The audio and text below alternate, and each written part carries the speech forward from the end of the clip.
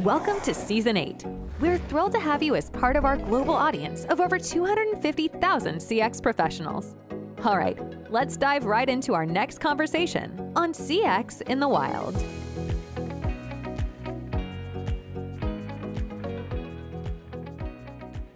Thank you for stopping by this beautiful apartment in Lisbon, Portugal for CX in the Wild. It's always fun to meet leaders from around the world and hear about your experiences, customer experiences, human experiences, get to know you and the market. Let's start with who you are and what's keeping you busy these days. Yeah, thank you, Denise. Thank you for welcoming me. I'm very happy to be here with you in this indeed beautiful place. I love Lisbon, so I'm very happy that we can talk to each other today here. So I'm Anne-Sophie. I'm SVP Customer Experience. I'm currently working for Dashlane as one manager. In my career, I have worked for different industry, and I'm sure we will have the opportunity to rediscuss about that. But I'm living here in Portugal for 4 years. I'm French originally, so that's why you can certainly hear my French accent when I'm talking English and speaking English. But I have been in the industry of customer experience for 20 years now, went through a lot of different projects. But mainly indeed building from scratch customer support team and customer success team as well. And so today I'm leading a team of 70 very experienced people between support and success. So I'm very happy to share my experience with you today.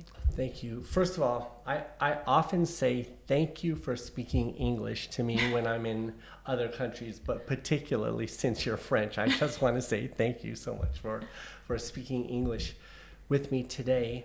In your role, I don't know as much as I should about your industry, but it feels like, first of all, I feel like the most common support question ever is something about a password. But all of your questions are about passwords, are they not? Yeah, they are about password. They are about more globally about security and how we secure our identity on the web now, because it's becoming more and more. It's our life. We have everything online, so I think it's more than password. It's also how we prevent phishing, how we prevent to store our identity. Today we know that we are also entering in a world where we will no longer potentially have password. And so I don't know if you heard about passkey, but it's also a new concept that Dashlane, other password manager and bigger company like Google, Apple are working on right now. And there is an amazing show right now, which is Authenticate, where all those big companies are talking about what is the future of password and how we can get through that, continuing to be very secure and securing our digital identity on the web. So yeah, it's definitely, we have a lot of different questions for sure. We have people that are just asking, okay, what is my master password? I forget my master password, and if you forget that, you forget all your digital identity. So that's where we are very secure on that front. But we also have people that are just want to also secure their business. This is where we are today. We are looking to acquire more B2B company that are very interested to secure their overall business. So all their employee, because when you look at the threat today, and all the breach that company are going through, it's mainly because of an employee that has a low or a weak password, and so low secure and weak password. And so basically we have hackers that go through the company and hack the company through employees. So it's super important that we secure not only the server and the application, but also the usage of the application by the employee. So that's where we are today, and that's why Dashlane is really growing through the B2B market to secure more and more company, because the cost of hacking is very important. We can count in millions, and so we see more and more big company who have been through breach. So it's super important today to secure those business. So my only exposure to Dashlane before this has been mentions by YouTubers who use Dashlane, which I find refreshing because I always appreciate companies who support content creators like myself. So I really respect that. Second of all, I have over 50 people on my team. We are just now struggling with how do we manage all of our passwords, not just for our accounts, for email and such, but we have so many corporate accounts, multiple logins. So I think after this, if it's okay with you, I'd like to be part of your B2B pilot program. I would love that. You talked about security. So as I've traveled, this is my first time really spending a lot of time in Europe and seeing the effects of GDPR. So hear me out. In the US, when we're doing marketing, we are just like, oh my God, GDPR is such like a pain. Like, why do we have to do this? All the double opting ins, the cookies, the accepting, all of these things. It's just a real, for us in America as marketers, it is a real compromise. And one of the reasons I do the show is to enlighten the world as to more truth. Since I've been here, I've realized how amazing GDPR really is. Suddenly, it's so much easier to get on Wi-Fi almost anywhere I go.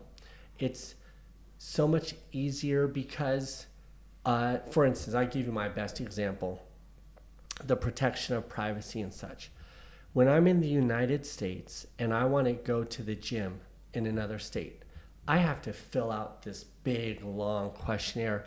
It almost is a barrier. I almost don't go, and I just will do push-ups or something because I don't want to go fill out this form. In Europe, I go to a gym and I say, hey, can I get a day pass here? And they're like, yes, it's this many euros. And then I wait, and they wait, and I'm like, okay, I'm like, beep. And they're like, okay, go. And I'm amazed because the protection of my privacy is so great. I can go to the gym if I want, not go to the gym. So I do think that privacy has a lot of different dynamics, and you're here working on privacy at an entirely different level. Security of personal information. Depending upon where you are in the world, your feelings or your approach is different. And I'll give you one other US perspective. I have a friend who, next door neighbor, he's the head of security for a national company, cybersecurity. And I asked him, I said, how much money do you spend on security? And he said, well, first of all, I said, how big is your budget? And he said, too big to talk about. And I said, okay, well, how much, what do you spend it on? You know? And he said, here's the thing, I don't spend very much of it at all because the threat that I have to be ready for, I can't predict or forecast. So if I spend all my money on prevention, firewalls, tools, the latest, this, that, or the other thing, I don't have the budget in hand to address a threat that I don't know about. So, and I thought that was an interesting insight, that his strategy is to be prepared for the unknown, but you have the same challenges, but you're doing it at all of these different levels. Yeah. How do you strategize around something like that? And also, don't forget, on CX in the Wild, you can just say pass. If I ask a question that's too much intellectual property or not ready for prime time. No. So yeah, I think it's very interesting and very relevant because as I mentioned before, company can secure their firewall, their server, their infrastructure, but the threat came from also mainly from the employee that are in the company that are using different products on the web and that they are using access some work tool from their phone who are not secure by the company. So that's where I think we need to really think that hacker is no longer going directly through the server of the company, but really use employee and external usage to attack some company like government or healthcare and all that stuff. So, and unfortunately, the fact that they are stolen millions of data generate a very huge impact for this company. And so this is a huge threat. But we are indeed looking to not only secure password, but as I mentioned, we are looking at how we detect phishing, how we prevent phishing, how we help the user to be aware of all the security aspects that they need to be aware of, because often you receive email in your mailbox like, oh, can you send me $10,000, or I have an issue, can you call me back? And they just stole the identity of your friend and make that a real email. And so unfortunately we are going all those through. So they use the personal aspect to attack the company and the business aspect. So it's where I think your friend is very true to also build upon the uncertainty, because we discover new type of hacking and phishing every day, and that's where we try also to educate our customers throughout that, because we don't really know what will be the next move from those hackers and those people that are trying just to generate money by stealing your information. So I think that's very relevant. So that's why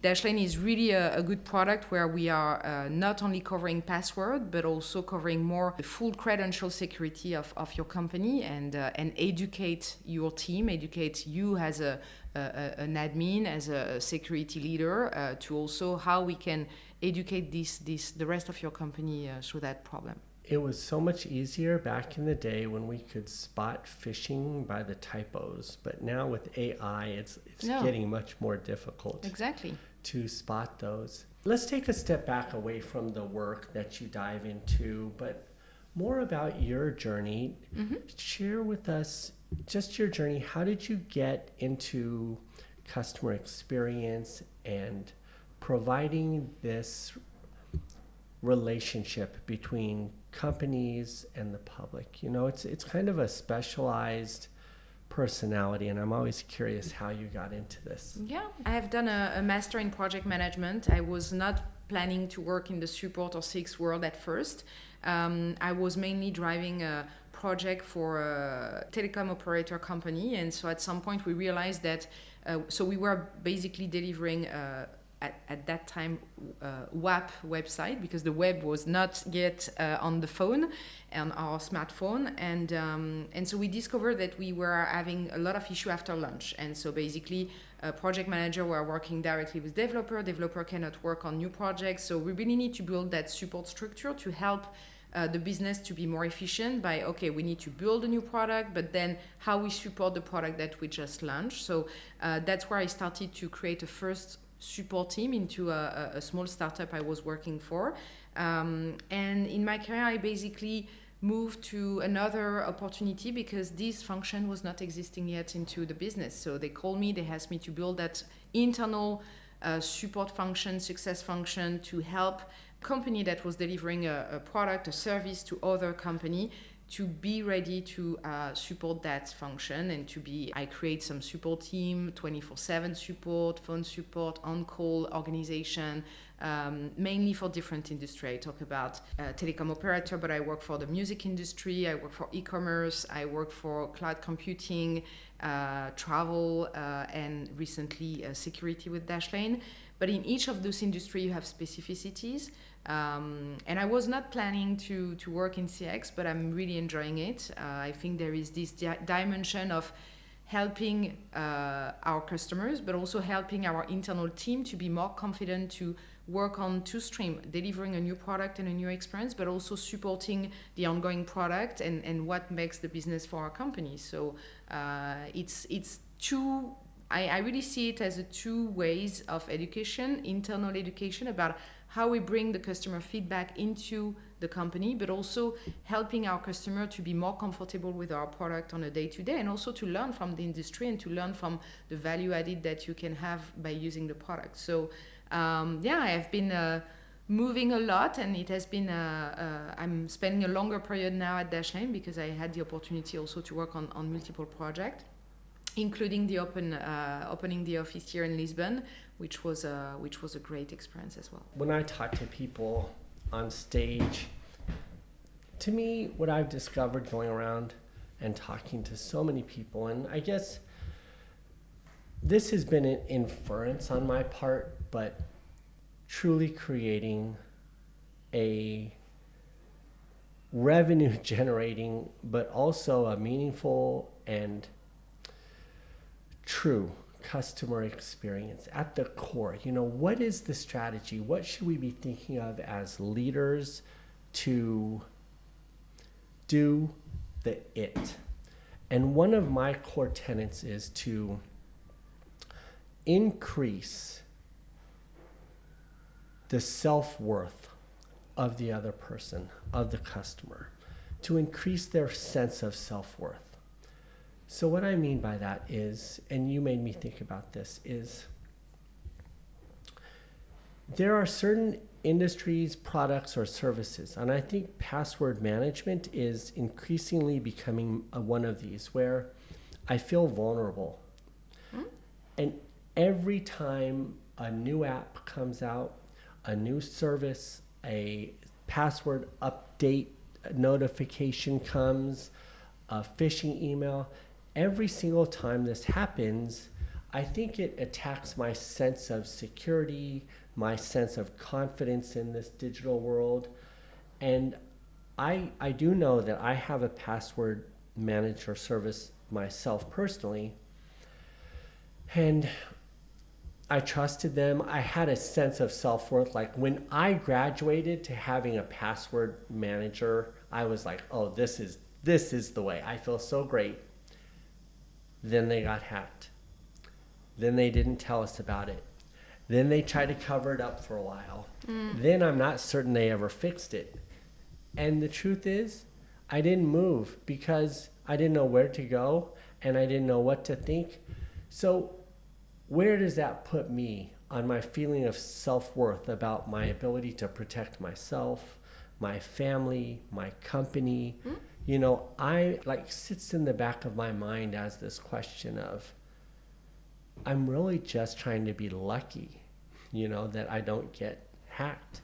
So I guess I'm going to be a Dashlane customer after this across all fronts to be sure, because at least now I feel like you're a person. My other company, I've never met anyone there. And once you get hacked and you're overrun by all of your own support, it's hard to connect with someone. I mean, you have an immense responsibility over there at Dashlane to do this. Why do you do it? I mean, there's easier, safer jobs than this.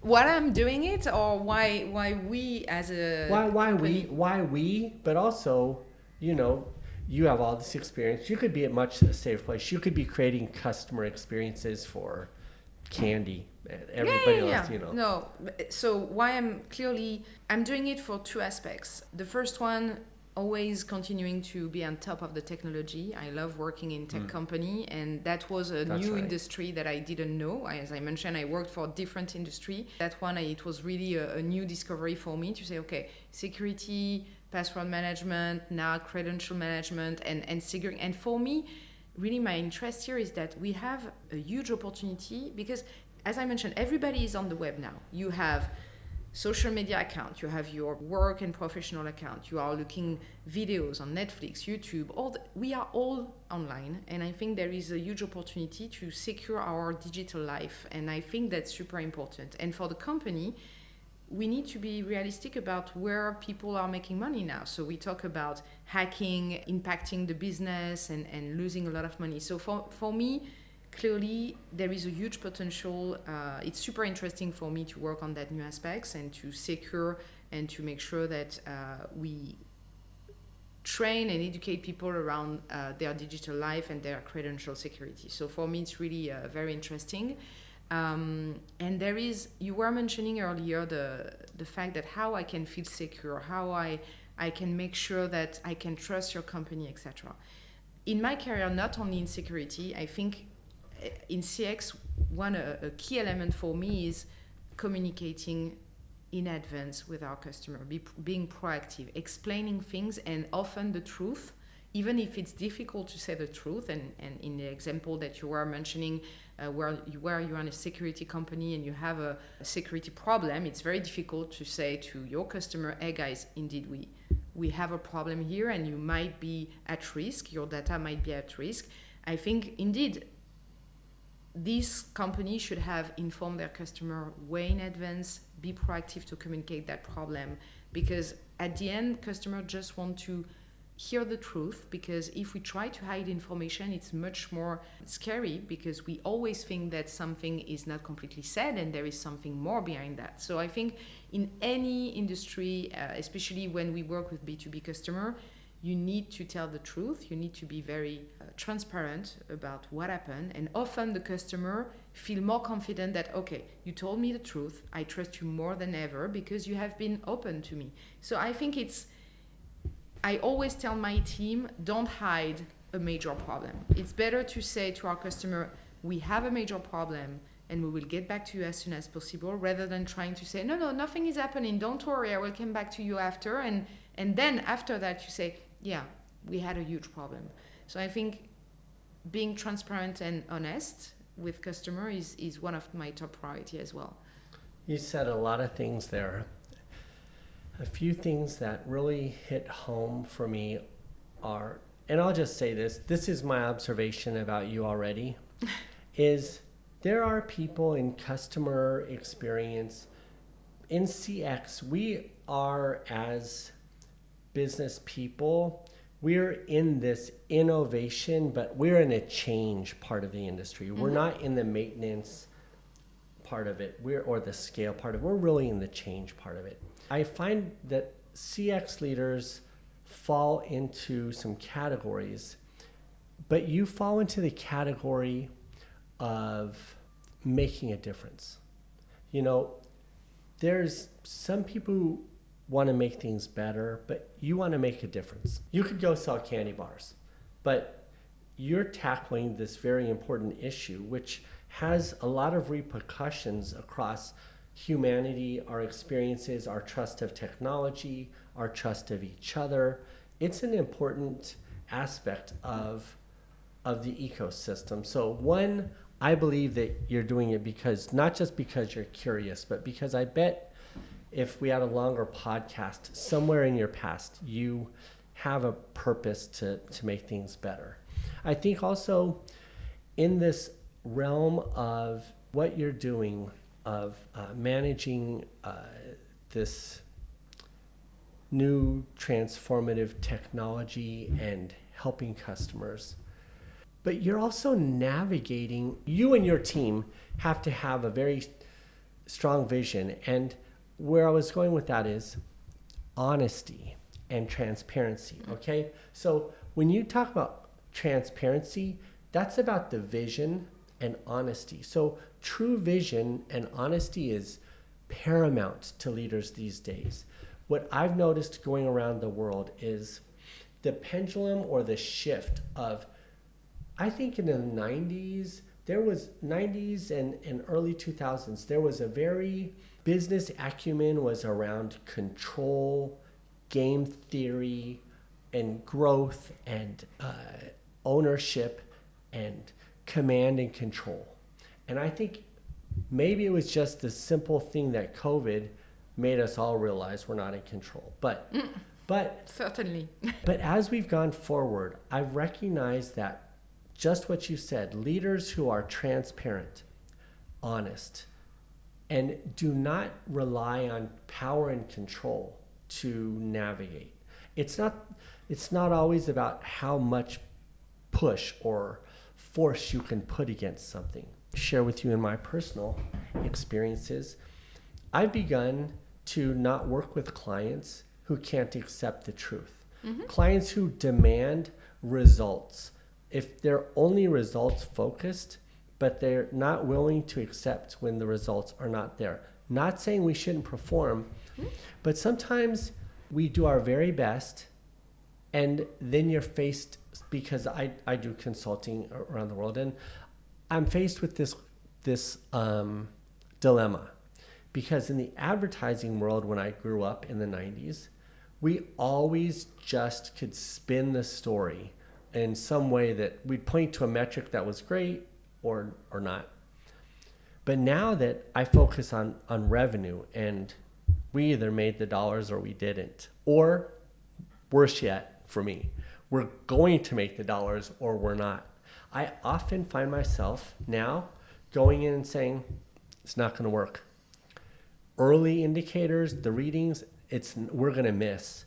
we're going to miss. And I find where I'm going with this is the sooner you can say the truth and say, we're going to miss, like tell everybody, we were totally wrong about this. The sooner you say that to customers or senior leadership, the more they respect you and the more they trust you, because they say, okay, so you were totally wrong? And I say, yeah, I was totally wrong. And they're like, what do we do about it now? And I say, well, we don't go there. And we adjust. And I think that's very true.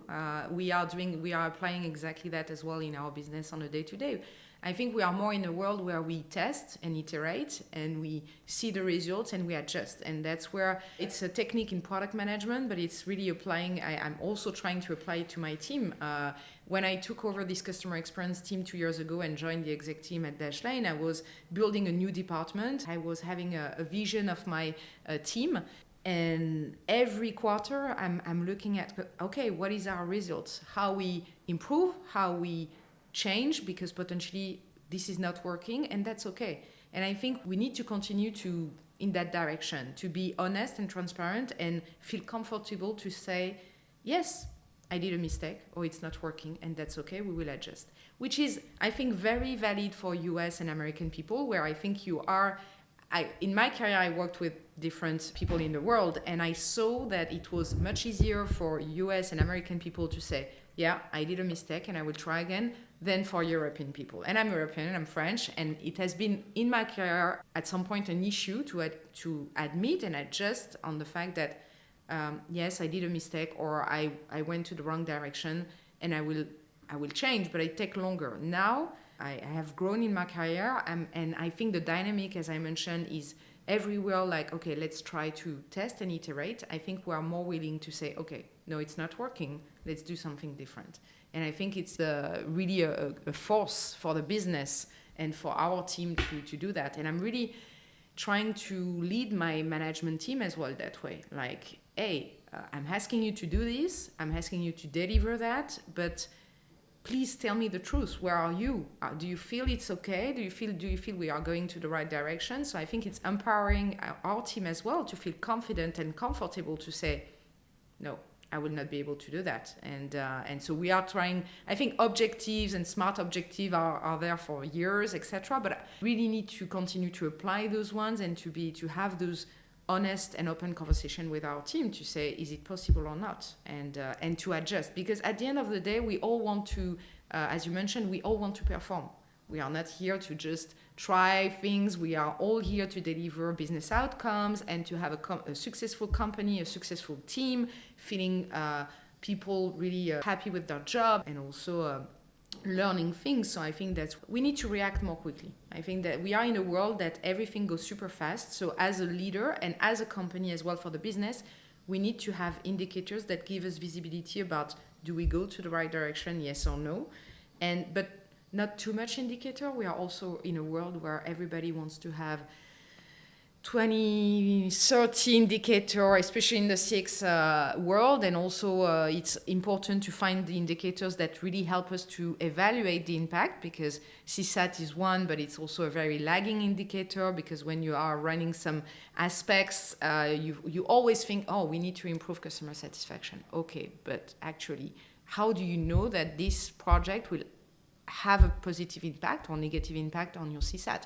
It's very difficult to evaluate, especially because CSAT, depending on when you measure it, can be very different.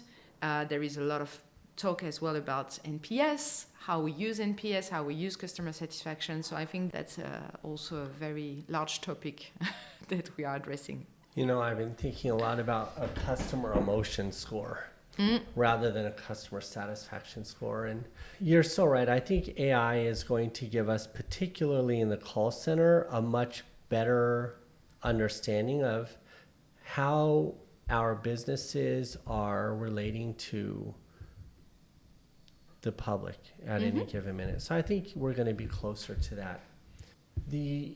You're also touching on this speed to respond or react, but also the speed to make decisions. A hierarchy in an organization where one decision has to be made by another, by another, by another, by another, that whole system of management is starting to become a challenge for this new world of business that's changing so quickly.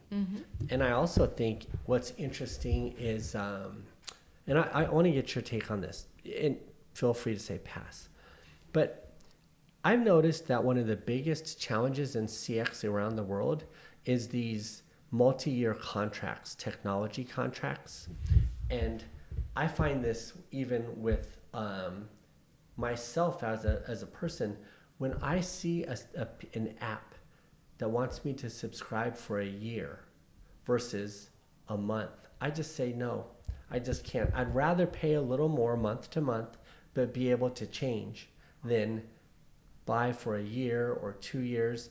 There is, I think, in all of our minds, whether it's the wars, whether it's COVID, whether it's financial uncertainty, I feel like all of us, the whole human race is starting to make, maybe it's TikTok, short form content. We're all making decisions in smaller windows and not planning as long. Do you find that in your business model? Is it month to month? Do you see a lot of changes? Do you have from your perspective, do you see any insights around this customer behavior? I think it really depends about your industry. I think in password management, we are mainly annual subscription.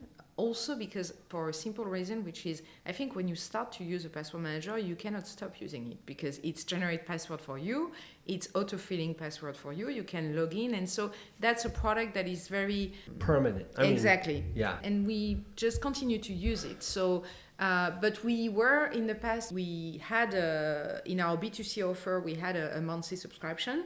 But we see that people just renew. So I think that's where we move back to a more yearly subscription at some point as well, because it's a need. So it's really a product that people, as soon as they start to use it on a daily basis, it's a very sticky product. It's super interesting to see that. But you bring up a really great point, and this is why I have this podcast.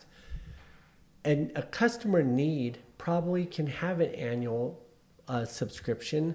It's almost like a prescription, like a medication. Once I have it, I'm fine with year. I think you're right.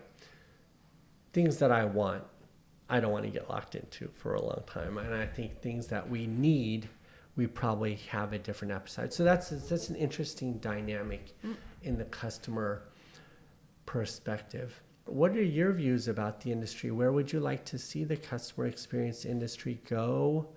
What are you interested in learning more about? Is there anything from my travels that I can share with you that might help you on your journey? I've seen a few things. I'm sure you do, Denise. So I think the vision and the explorations that I'm doing right now, as a lot of people in all the area of the company, is the AI. How AI will continue to help us to not necessarily reduce our team size, but more helping them to deliver better experience to our customer and better quality, because we are, especially in the current industry the product we're trying to make it as simple as possible, but it remains security. We need to reassure people, so we need to have a very close relationship with our customer and give them a lot of insights around security, why they should use our product, etc. And I see that in all the industry I worked for. And I think AI is a plus to our industry today, because it can indeed help our customer to find their information more quickly. But I think it's a huge opportunity as well for our agents to be trained more quickly as well and to find the information more quickly. I think we see in our world, where I mentioned to you that in product and engineering team, we test and iterate. So we change and we try to improve our product more quickly as well. The volume of information for our team to digest, to be able to support our customer, is huge. Really feel that there is a huge opportunity there to continue to help our team with AI to learn more, to digest more quickly, more easily the information, and then to deliver a better experience to our customers. So I think one of my questions for you will be, how do you see the AI trend? Because we see AI more in chat and how we deliver better experience for the customer, but how do you see AI trending internally to train agents to make them more confident in their day-to-day job? Yes. Great questions. I give you my current POV on this. First POV is over 50% of the AI conversations and companies that I've explored, they don't know what they're doing, and they're on the promise of AI. They're trying to grow rapidly because they have investors and they tell great stories. So I think half of the industry is still a little bit dodgy. So I think there's a risk there. I will give you a firsthand insight. I had a dinner in New York. I put out an open call. A vice president, head of AI for a global company came. I asked his opinion. I said, what is your opinion on AI?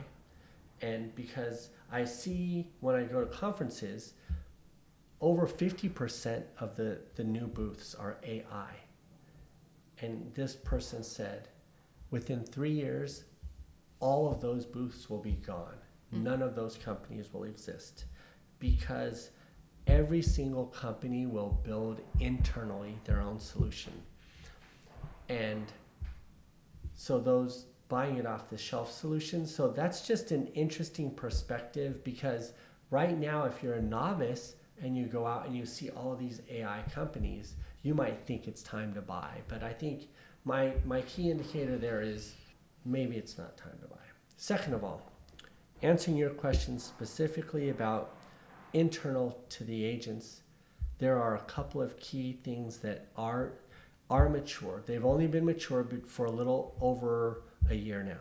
Anybody who thinks it's been around longer, I don't think understands how these things get built. But there are two things. Running the large language models, voice to text against large language models and processing is getting us so much closer to customer sentiment at scale. So is it a pandemic? Is it a weather system?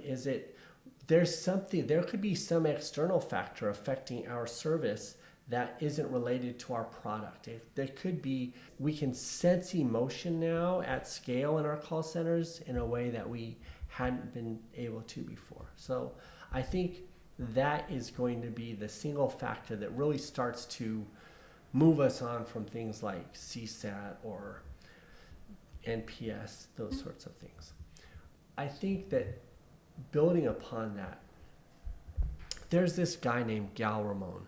He set out to just entirely re-pioneer this whole idea of what happens in the call center with the agents, and how do you not just educate the agents, but how do you motivate them to become better people themselves. So he pioneered this gamification system.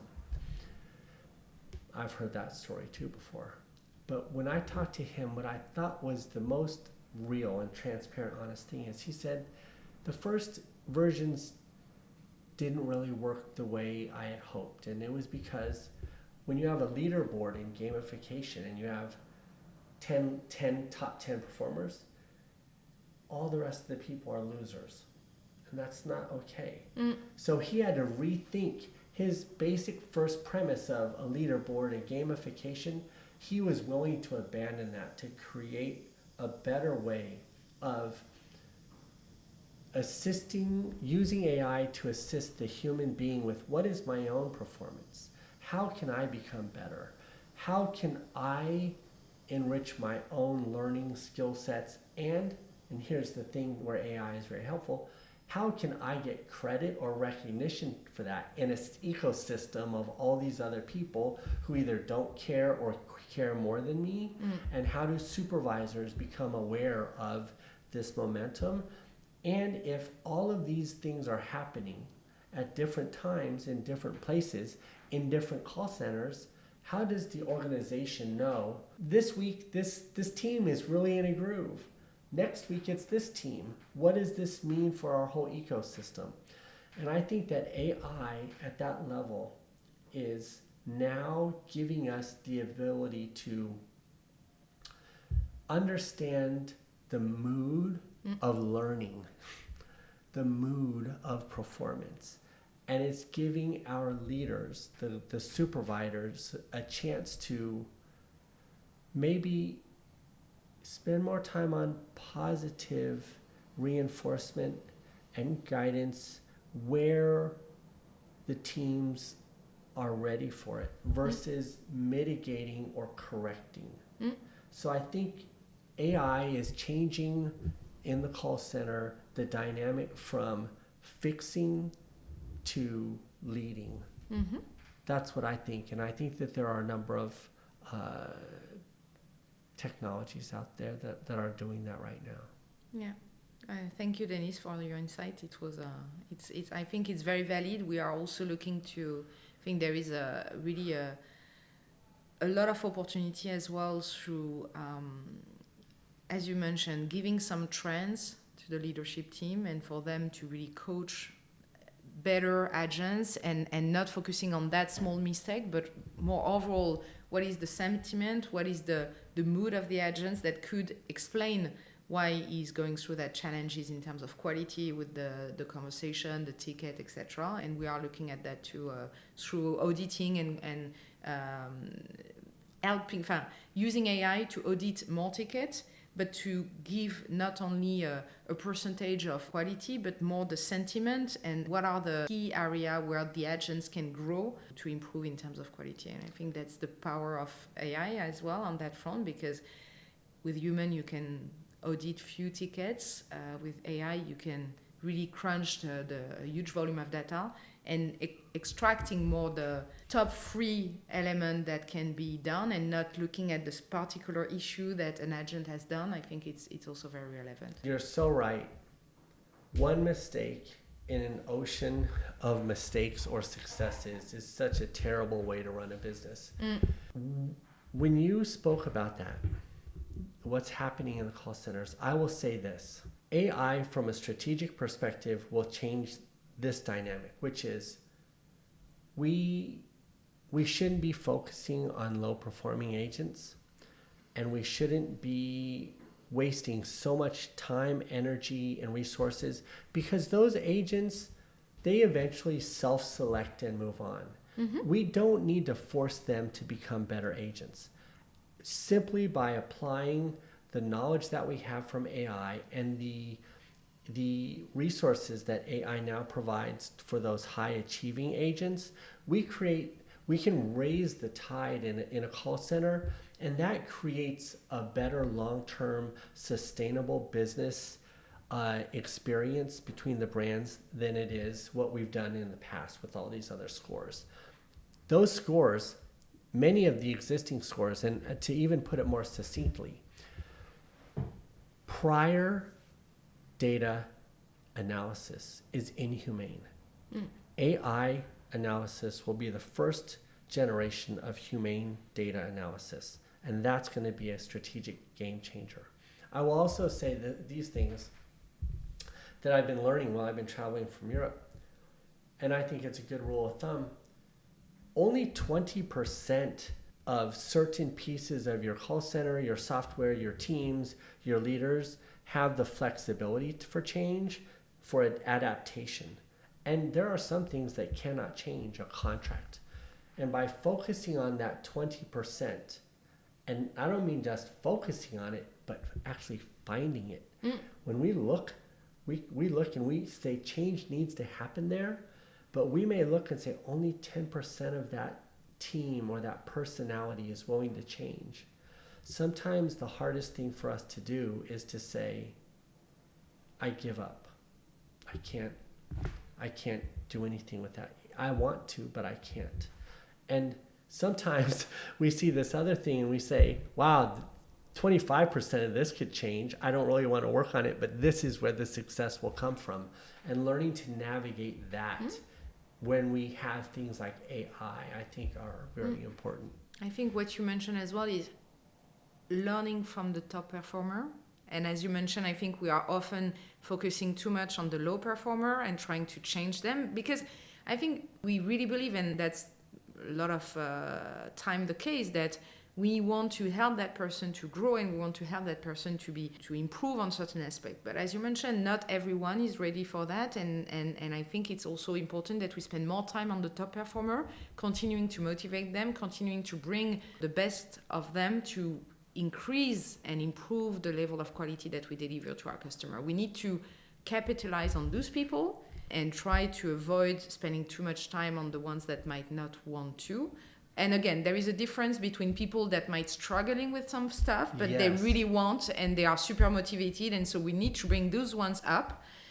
But yeah, we are willing to always look at the worst. But I think it's mainly in Europe as well, I would say, especially French. And Dashlane is an international company, and I work all my company I work for was international. And I saw the difference as well about European people focus on things that are not working and really are working on like, okay, we need to fix that. And it's the glass half empty and the glass half full. So I think US and American people are way more positive mindset on that front. Like, okay, how we continue to bring the top on the top, while European is like looking at the half glass empty. I love that she's trying to say these nice things about it. I hate putting people in boxes, but I'm French, so clearly I can testify on this. Thank you for trying to make us sound great. I think what I found is in many other parts of the world, the glass is much more half full. I'll tell you a couple of other things just to share in this dialogue about AI, things to consider about AI. AI takes a tremendous amount of power to produce an answer. Mm-hmm. Because of that, carbon footprint of AI is gigantic. And here in Europe, where sustainability and the ecosystem is a strong topic, there is also the relationship between the power consumption of AI and the environment and how that works. Did you know that AI will, in 2026, consume as much power as all of the power it takes to run Japan? I didn't know. That's how much power it takes to run. So when we think about a couple of things in our industry, number one, the call centers will be ubiquitously around the world one of the first layers of globalization of AI, because for all the things that we've just discussed, customer experience will probably be, other than the financial sector, finance first, customer care, customer experience will probably be the second biggest consumer in the world of AI. And so we do have to think about those things when we think about what's going to happen. And I think down the road, I think what will happen is agents using AI will become almost the newest, smartest middle class of managers in the world. I think 5 years from now, 10 years from now, call center agents will have the most adept skill sets of most digital workers. And I think that that's an important aspect to think about as we do this. The other thing that I would say about AI, because you asked, is here's what nobody is talking about. We talk about AI-powered agents. Customers are AI-powered now. So what happens when you have an AI-powered customer care person up against an AI-powered consumer, and they're trying to get to answers? What that means is your operations team, your executive leadership team, your governance, all of the aspects of your business need to be more transparent, more easily accessible, or else the relationship between the AI-powered customer and the AI-powered agent won't graft together as cleanly or as honestly or have as much loyalty as brands want. It's very true. But I think that's where leadership team, and this is also, if you look at the VC and all the investment company and investor, they are really looking to understand where in your company, where is your investment in AI right now? I think that's the big question for any company. You mentioned it at the beginning of our conversation. It's we might not buy AI, but we might build AI in-house, where every company will invest in AI in some aspect, either in their product or their processes and operation. So I think that's also very relevant, and we really need to be open to that, but being also conscious about the limits, the readiness of our team to integrate AI in our processes, because my belief is that AI is very powerful, but we need to make sure that we use it the right way, and we don't rush too much into it, because it's also it's a huge investment. When you look at any company that have started to implement AI, big players, Zendesk and all those Intercom, all those companies that are really pushing for AI, when you look at the cost they put in front of you, it's crazy, because they have a very high lever, which is, hey guy, if you implement this, you will reduce your workforce by X%.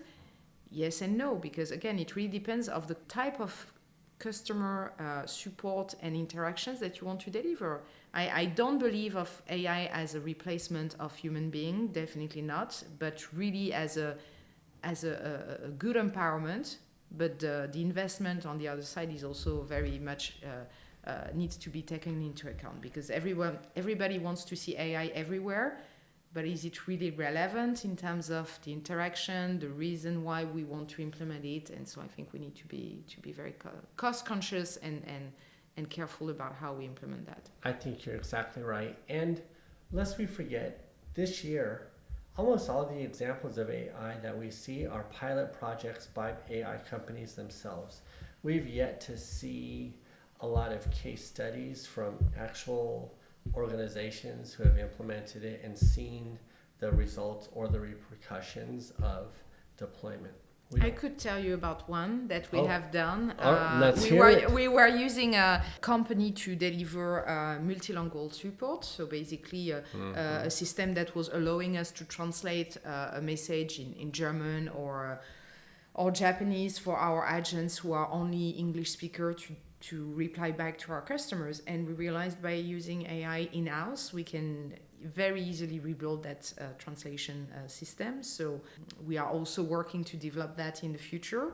But for example, also for our help center, any simple content translation today, where you usually pay a company to translate all that content, you use ChatGPT very easily, you integrate that, and you can translate with a very good level of quality any type of content right now. So we are really trying to push more into that direction.